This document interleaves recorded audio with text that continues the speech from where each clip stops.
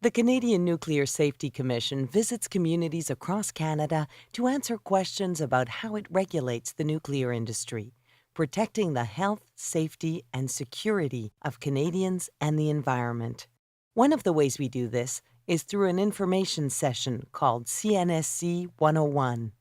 This is the third of 5 videos produced from this CNSC 101 information session. It explains the CNSC's role in regulating all nuclear fuel cycle facilities in Canada. Okay, so we'll start with the mines.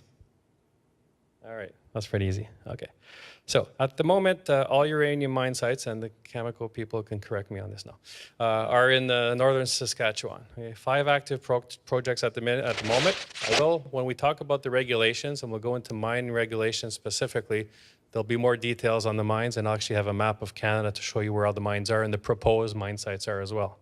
Okay, so right now we have Cigar Lake, Key Lake, McArthur River, McLean Lake, Rabbit Lake. There are several proposed future mine sites in northern Saskatchewan. Midwest is, correct me if I'm wrong, is that the one that's finished their environmental assessment, but they haven't applied for a license yet? Okay, good. And there's a Millennium mine as well. There's also some being looked at in Nunavut and northern Quebec as well, and we'll have maps of those projects, proposed projects. At the mine, the uranium ore is mined and transferred to the mill for processing. Now we're at the mills. Very good. Okay. Here the ore is processed to recover the uranium from the parent rock to produce what we call yellow cake, a powdered form of uranium which is ready for further processing. The yellow cake is shipped to Cameco's, and there's a lot of chemical people here, the uranium refinery facility in Blind River. Very good. All right. There, they produce a high purity uranium trioxide powder. Okay. Then it goes to the conversion facility. The powder from the refining facility is shipped to Cameco's conversion facility in Port Hope. I heard there's Port Hope people here as well. To convert the uranium to uranium dioxide, which is used to manufacture CANDU reactor fuel. And they also produce uranium hexafluoride, which I understand that's not used in Canada, but that's shipped to other countries to make fuel for other types of reactors, right? All the heads are going up and down. Good. All right. Fuel fabrication facilities. All right. Camo, here uranium is formed into pellets and arranged into fuel bundles around the size, or about the size of a fire log, but I'd say the diameter of a fire log, they're pretty longer than the fire log that I'd use in my fires, but just to give you an idea, about that long and the size of a log. Fuel bundles are used in nuclear power plants for producing electricity and various medical and industrial uses. Cameco ships uranium dioxide from its conversion facilities to two fuel manufacturing facilities that produce fuel bundles for CANDU reactors. Chemical Fuel Manufacturing in Port Hope and GE Hitachi Nuclear Energy, and they have 2 sites. They have a facility in Ontario and Toronto, the one that makes the pellets, and then in Peterborough, they make the fuel bundles. Head still nodding? Still good? Good. All right. Over to the power reactors. Very good.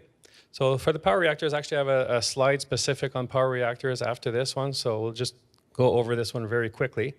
The fuel bundles, they're shipped and loaded into the reactors to produce electricity.